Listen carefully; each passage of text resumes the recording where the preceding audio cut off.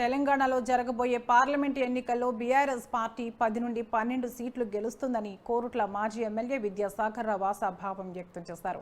Nizamabad parliament BRS అభ్యర్థి బాజిరెడ్డి తరపున జగిత్యాల జిల్లా వేంపేటలో ఎన్నికల ప్రచారం నిర్వహించారు. ఈ కార్యక్రమంలో ఎమ్మెల్యే సంజయ్, ఎమ్మెల్సీ రమణలు పాల్గొన్నారు. కాంగ్రెస్ అధికారంలోకి వచ్చి 5 నెలలు గడిచిన బీడీ కార్మికుల గురించి మాట్లాడలేదని ఎమ్మెల్యే సంజయ్ అన్నారు.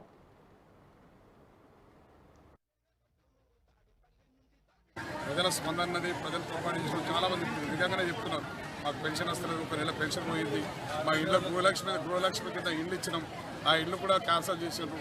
ఏది కూడా చేయకుండా ఏదైనా కేసీఆర్ ప్రభుత్వంలో చేసిన మేము పనులన్నీ క్యాన్సల్ చేయాలి, చిన్న ప్రజల్ని గుప్పత్తుకొని పెట్టాలన్న ఆలోచనలు కాంగ్రెస్ వాళ్ళు ఉన్నారు. కానీ మా దగ్గరకు వస్తేనే మేము పనిచేస్తాం, మా దగ్గర రాకపోతే మేము పనిచేయమని చెప్పి ఇచ్చిపుద్దలు చూసుకుంటూ తిరుగుతున్నారు కనుక ప్రజలు గమనిస్తున్నారు. తప్పక వాళ్ళకి బుద్ధి గుణపాఠం చెప్తారు.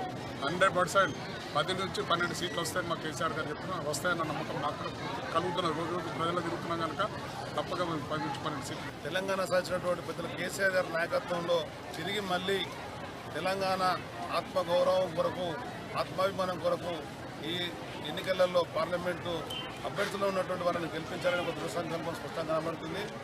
అధికారంలో ఉన్నప్పుడు వివిధ అభివృద్ధి సంక్షేమ కార్యక్రమాలు చేసి సాగునీరు, తాగునీరు, విద్యుత్ సరఫరా, విద్యా, వైద్యం పట్ల అన్ని రంగాలలో శ్రద్ధ పెట్టి పనిచేసినటువంటి నాయకులుగా ఈరోజు మళ్ళీ తిరిగి పార్లమెంటు పంపినట్టయితేనే ఈ తెలంగాణకు న్యాయం జరుగుతున్నటువంటి భావన స్పష్టంగా కనబడుతుంది. మొన్న ఏ విధంగా అయితే కోరుట్ల కాన్స్టిట్యూన్సీలో ఎమ్మెల్యేగా ఎంపిక చేశారో అదేవిధంగా పార్లమెంటు కూడా బాజిరెడ్డి గోవర్ధన్ గారికి ఈ యొక్క విలువైన ఓటు వేయాలని చెప్పాలంటే మాకు సానుకూలమైన కనబడుతుంది. ఎన్నికల్లో